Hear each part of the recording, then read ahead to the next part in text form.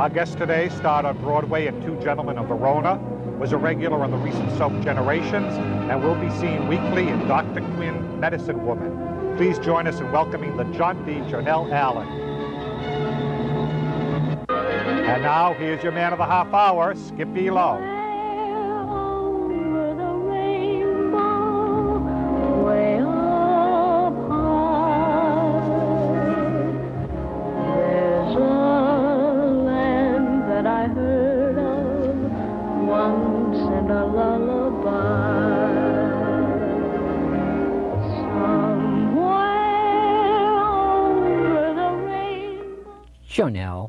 Jonelle Allen from New York City?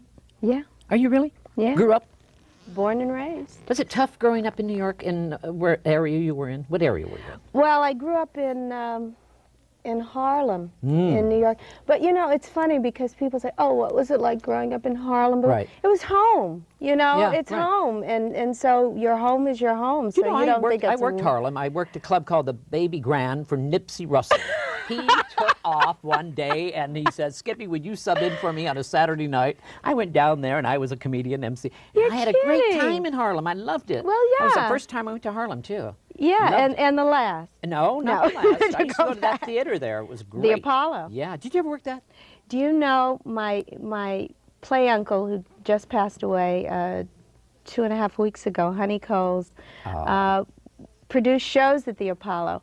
And so I know who he was. And so he would say to me, so you want to be in show business? Do you really want to know what show business is all about? And so one year, like during Easter break or something in school, he said, "You're going to dance in the show." And he put me in one of the shows there, and I did like 7 shows a day. Ooh. 7 shows a day.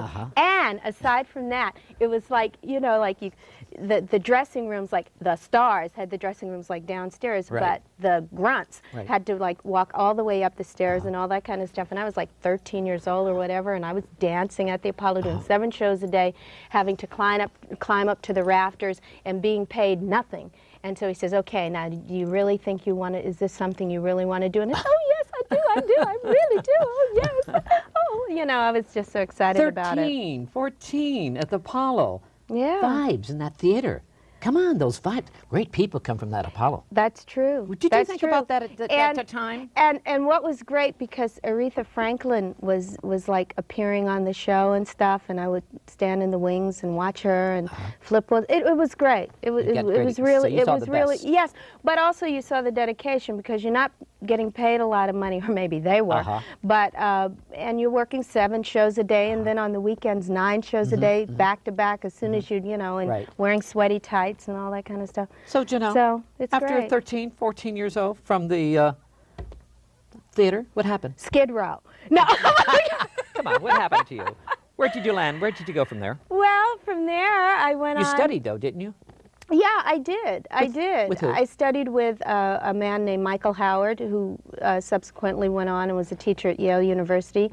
And then my acting teacher for many years, and is still my acting teacher, is David LeGrant. He's out here in California, but he was also in New York City, and he's been the teacher for people like Bernadette Peters and people like that. And so, yeah, I mean, you never graduate from acting. You should always study, I believe. But then, the theater. Yes. That was your love, though, isn't it? The theater was absolutely my love, and my mentor was Joseph Papp, who had the Public Theater. And for Joe, I did Two Gentlemen of Verona. And it was a wonderful experience, because working at the Public Theater, you know, the facility there's like so many different plays and activities and things going on there, and you really got the feeling of it, and it was a theater for the public. And then I also did Shakespeare in the Park for Joe, and that's, I mean, that was really great. The Delacorte Theater was really wonderful. But you were nominated for a Tony Award for Two Gentlemen, and I won the Outer Circle Award, and Drama Critics and Theater World Awards.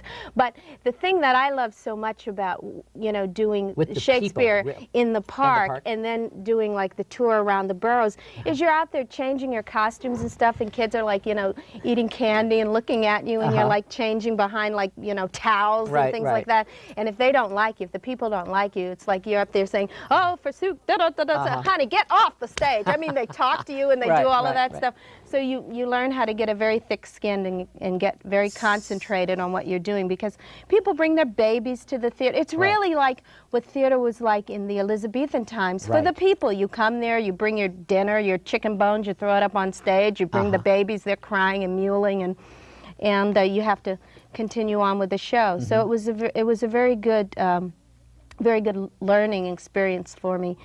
And then I came to Hollywood. When did you come to Hollywood? Did they bring you, or did you? I came out with Two Gentlemen of Verona, and I got to admit, when I first came out to California, I just thought, what is this place? I don't really love it. And but then, and so what I would do is I would go back to New York immediately. As soon as I did something, I would go back to New York and stuff. And then I met a man. You met a man? You met a man in New York or California? No, I met a man in California and married him, and it was sort of cumbersome to go back to New York at the end of each month. I understand he was especially after I married him. I understand he was a very rich man, dear. Rip Taylor told me that this morning. He said he was a rich man. Oh, yeah. Yeah? Spending my money. So now, you married a man. Do you have any children? No. I have 2 dogs, though. 2 dogs and a cat, and they're like my kids. Did that interfere with your career, this marriage, would you say? No. Because you're from Broadway, you know, you're really theater. And I'm theater-oriented, but I came out here and started doing a lot of television stuff. And it didn't interfere too much, you know. So you did TV right away, didn't you? Yes, I did. What happened? Tell me. Well, what happened was I came out with a show, and then I was put under contract to NBC. Right. Which they pay you a lot of money to sit around and do nothing at the time. Like stock years ago. Yeah, it really was. It was a good learning ground, and I did a lot of episodics and things like that. But I feel very fortunate because in New York I had my mentor was Joseph Papp, and then out here... Why is he such a mentor to you?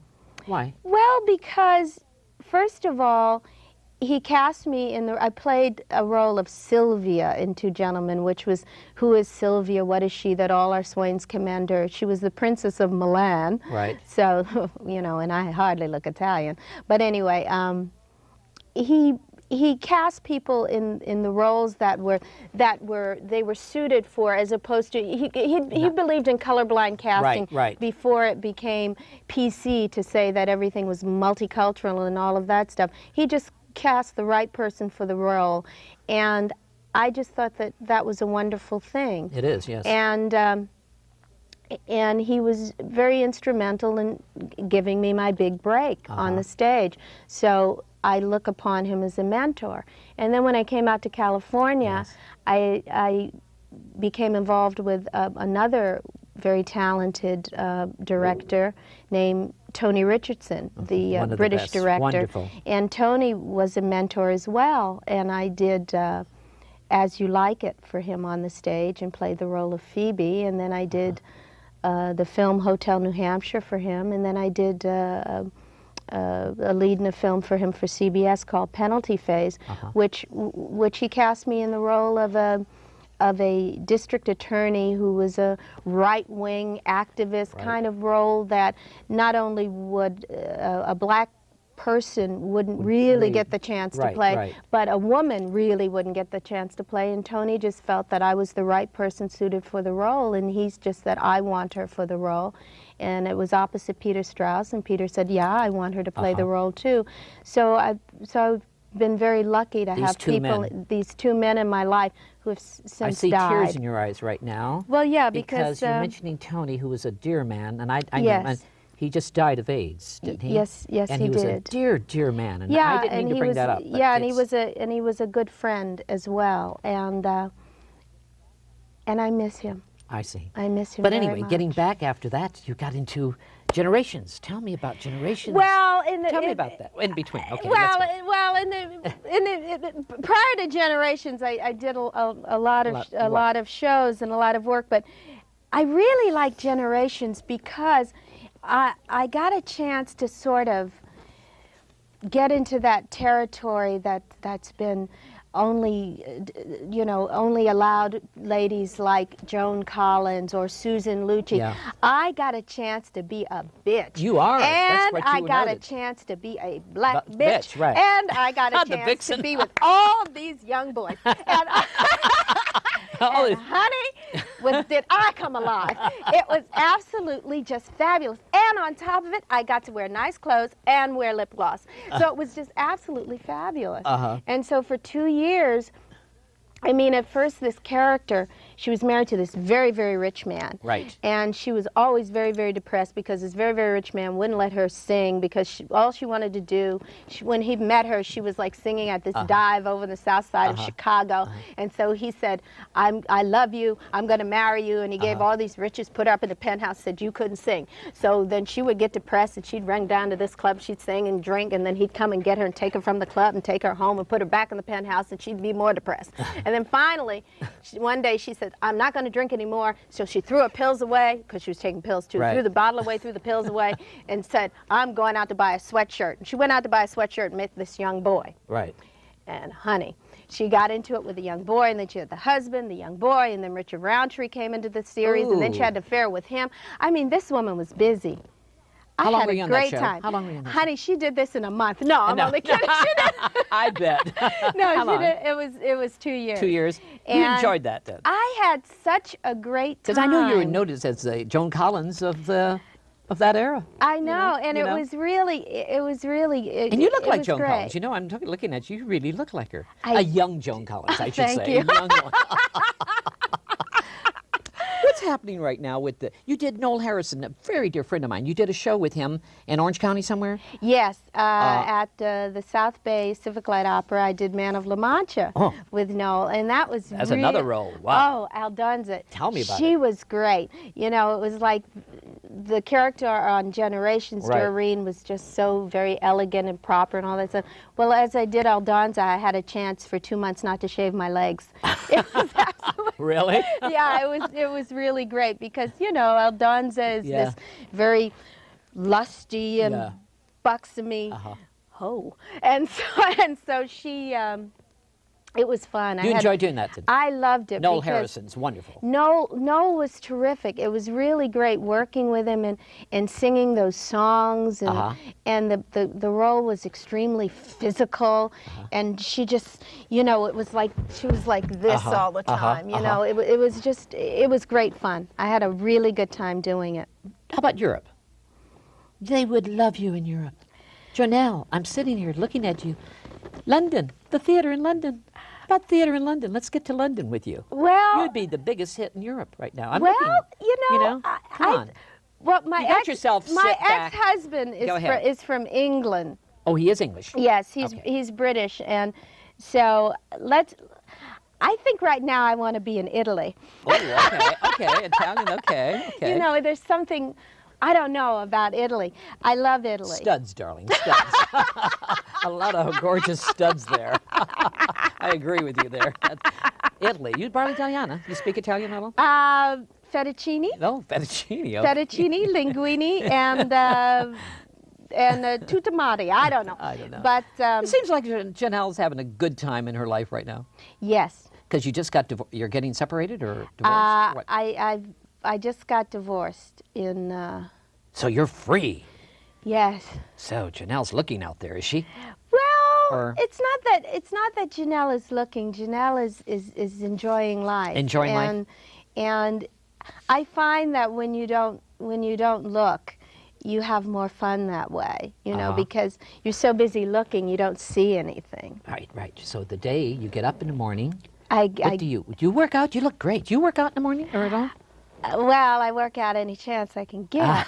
But oh, you mean exercise? Exercise, Yes, I do the Versa Climber. Oh, okay. I love that thing. I get on that thing and I do about an hour on it. You know, I put on my little headphones and I just get up there and, you know, boogie with my music. Because you keep yourself in shape. You dance, you sing, you got Yeah, and I also take a really intense 2-hour stretch and tone dance class down in Laguna Beach where I live. Is it fun living in Laguna? I absolutely adore it. I tell people, you know, and they look at me when I say this, but Laguna Beach reminds me of New York. And they said, what? Yeah, exactly. They said, go ahead. New York? Yeah. What do you mean by that? Well, it reminds me of New York because in New York, I knew my neighbors. Right. I could walk around, Right. you know, and say hi, and there was a sense of neighborhood and community. Right. And you'd go to your regular places and hang out with your friends and stuff. And also in Laguna Beach, as in New York, you have access to people who don't do the things that you do, you know, because you get very, in this business, you can get very tunnel vision, and you think that Absolutely. everybody is an actor or everyone's an actress or somehow related with the business, and it's like you're talking about the same old thing. So you like to be away from the actors? Is that Yes, what, Jonelle? because it sort of gives like the me basics. it gives me a sense of that what I'm doing is fun and I enjoy it, but it ain't brain surgery, and not to take myself too seriously. And it's like when I drive home and go through Laguna Canyon and I see the cows out in the field and stuff. It's like my shoulders just drop down, and it's just nice. So Jonelle's really a little girl in heart, isn't she? Come on, Jonelle Allen. You're a very simple little girl from New York, basically. Yeah. Huh? Yeah, I am. The over the rainbow girl? You know? Totally over the rainbow and on a roller coaster kind of girl. I like to go to amusement parks, and I like to, you know, I love to have fun. What's been the greatest accomplishment in your life right now? Gosh. I mean, you're very young. I shouldn't even say that. Living. Living?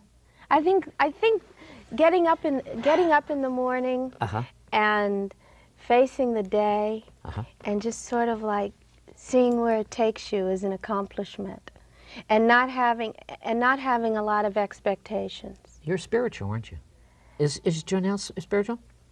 I mean, spiritual mean not just religious, but yeah, kind. I think so. I think that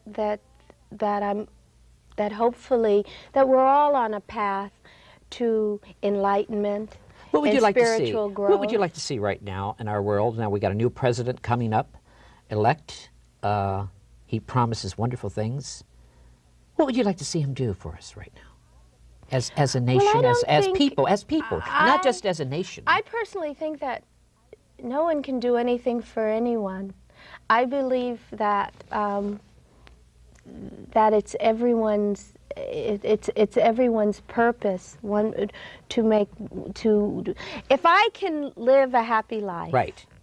And if someone else can live a happy life, and so on and so on and so on and so on and so on, then you have happy people and enlightened people. But if I'm just sitting around saying, okay, Clinton, what can you do for me? Right. You know, and be sitting around cynical and whatnot, that's sort of like a waste of time. So you hang around with positive people. Hopefully, I try to. What's been the try hardest? to. What's been the hardest for Jonelle Allen? What has been the hardest for you? Well, I think that the toughest time in my life was about a year and a half ago when I, in the process of getting divorced. Really, that has been In a tough. separation, because it was a very painful time for me. Really? It was. You know, you spend a lot of years with someone and you think, well, this is how it's going to be. And then it's not. It's not there. And so even if the situation wasn't the best situation for you, it's still familiar. And for me, it's like, put me in a rut and I'll furnish it. And so that was a rough period. However, I find that when a time is rough for you, I don't really look at it as rough, but it's an opportunity for growth, because out of that, wonderful things occur that you wouldn't really have known could occur. You know, it's sort of like when you're planting a garden, or you're planting, you know, vegetables, you put manure on it, and it's manure. But out of the manure, beautiful things can grow. That's right. So let's just say I was planting a lot of manure last year. Okay. Okay, what's been the happiest memory for you? Today. Today? I think that, Today, interesting. you know, I think that if one stays in the moment, one is happy. But if one looks back, or if one projects forward, you know, that can, who knows, you know. But when one stays in the moment, so when you don't one have any, stays right in the here and now, that's a good place to be. So you don't have any regrets then about anything, really? I can't. I like your philosophy. I can't. That's wonderful. I can't, you know, because it's like, that's my life. So no, I don't regret a thing. I hear what's new and exciting in your life coming up, and boy, you got a series coming up. Come on, tell me about this series. Yes. It's called, with Jane Seymour? Yes, it's called Dr. Quinn, Medicine Woman, and it's on CBS, and it starts airing January 2nd. And one more time, I get to play a really fun character. It takes place go ahead. in the West. Yes. In 1867. And I get to play this wonderful woman named Grace, and she owns a cafe, and she's a school marm, and she's having a thing with a blacksmith in town. And here we go. It's just really wonderful, you know, and it's a fun time. And I'm also in the process of writing a comedy series. You're going to write. You have written. Yeah, well, I'm in the process of writing it now with my partner. And it's singer, dancer, actress, writer. Yeah, and I think what's the thing about? Do you have the series? Could you share it? No. Well, I can just tell you, it's a comedy that's going to be part animation and part ensemble repertory group of people, and it's looking at life in a sort of askew kind of way. And so me and my partner DJ, we're working on it. That's great. Do you believe in fate? Yeah. Things happen, you know. I believe there are no accidents. Yeah. I believe there are absolutely no accidents. You go to New York much, back and forth? I was back in New York in September. My grandmama passed away. And so I went back for the Gotta keep your roots there. New York is... Yeah, my family's there. My mom's there. Are you my very close with your family? Oh, yeah. Yes? Yeah, I am. For the holidays and all that? You know? Well, no. This like Thanksgiving, I stayed with friends out here. But, you know, I talked to my family. And this Christmas, I'm going to be out in California. My mom usually comes out, but she's going to be back east you know, on Christmas. But we got to get you to London. I have a universal family. You do? You know? You're my family Okay. now. Oh, that's good. Thank you. Well, so I'll be I'm over happy. for Christmas. I'm happy. I want a big present under the tree. You will. Me. You did a wonderful show. It was called The Haircut. What was that? It was called, I can't remember what it was called. It was wonderful. It was the... for colored girls of for colored girls. That name is so long. Tell me about that name. For colored girls who have considered suicide when the rainbow is enough. Wow, what a title. Why such a long title? Well, because the woman just wanted to do it that way. And it was fun. Was it fun? Oh, yeah, it was, because it was... What was it about, anyway? Well, for colored girls was about colored girls stand up on stage dressed in all different colors and talking about life as they knew it and felt about it. Oh, I see. And it was very, I loved doing it because it was very in your face kind of theater. I see. Because we were on stage doing our thing, but then we would come down to the audience and get in your face and say, now deal with it. Oh, I see. Would you do that in New York? No, I did it out here at the Mark Taper. Oh, it was here at the Mark Taper? It was at the Mark Taper Forum. And it was a great cast. I mean, Alfre Woodard was in the cast. But it was great because we sort of like, the title was For Colored Girls Who Have Considered Suicide When the Rainbow Is Enough. Well, we would say For Collard Greens Who've Considered chitlins When hogmaws Wasn't Enough. And so, you know, we call ourselves the Collard Greens. So what's happening now? The series, anything happening? You just staying? What you're going to be doing the series all the time now when it comes out? Well, from your lips to God's ears, that will be continuing on. Working with Jane Seymour. With Jane, yeah. She's a great actress, isn't she? Yeah, she is. She likes young studs too. Come on, tell me about Jane and you, darling. You guys, two girls. She likes young guys too. You know. Well, that's okay. You two girls, do you get to know each other real well? Well, you know, we get to like do our scenes together. In fact, we have a scene where we're talking about, you know, stirrings, you know, and romantical kind of things and stuff like that. So we get to talk like girlfriends in the Old West, you know. So it's fun. It is. It's fun. Did you see the movie Malcolm X yet? Have you seen it? No. I've not seen it. It just disturbed me a little. It just disturbed me. I don't really? know why. Why? I just didn't know. I thought it's a great movie. Yes. It's a lesson for the world. Yes. But it just disturbed me. The movie. It's such violence, and was it really that way? You think of that? Well, I believe that. I don't know what he wanted. Spike Lee wanted me to see. I've not seen the film, so I honestly cannot comment on it. But I can say that Spike Lee's movies are the kind of films that truthful. Yes, but they also get people talking, that's what I like so much about it, because whether you agree with the film or whether you disagree with the film, it gets people talking, and he doesn't tie it up in a ribbon. You know, it's like after the 2 hours are over, he's like solved. Right. He's like tied it up and summed it up, and there it is. He sort of keeps it as a question. And so invariably, after you watch one of his films, I know when I saw Do the Right Thing, and then I just rented Jungle Fever the other night, and it's like you get to talking with the person. It's a lesson. Everything's a lesson. Although Malcolm X is a true story. But until I see it, I really can't comment on it. Because I met Malcolm X. Did you really? Yeah, I met him years ago, and it's just that he was nice when I met him. I thought he was great, but I don't think he was that violent like they claim.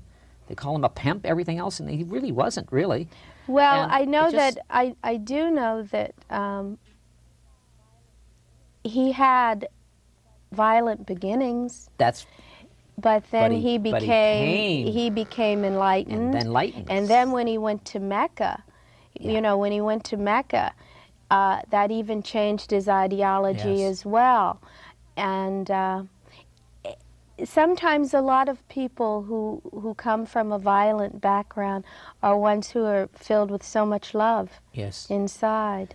Americans are violent, though. They love violence. Americans. Well, I don't know. Yes, Jonelle. We Americans, we love violence. We love violent movies. We love violence, and we love to listen to the news. It's violence. Everything is violent. Well, I think it's a violent world. I mean, I think that there are many things going on in the world, in areas of the world that can be considered violent or whatever. That's why one can't really look out. One has to look within. And if you come from a place of peace and love, eventually it manifests itself and manifests itself. I think spirituality is the key to love. And hopefully, you know, in our lifetime we'll see it. I'm looking at you right now. You have it, every bit of it.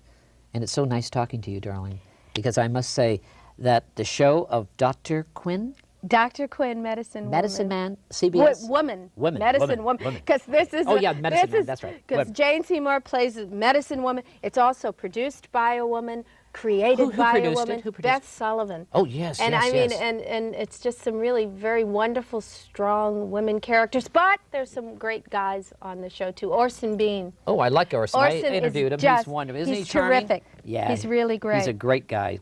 He really is. Is he comedy in this? No. Well, the show has it's dramatic. It has its dramatic moments, but there is a humorous kind of bend to it.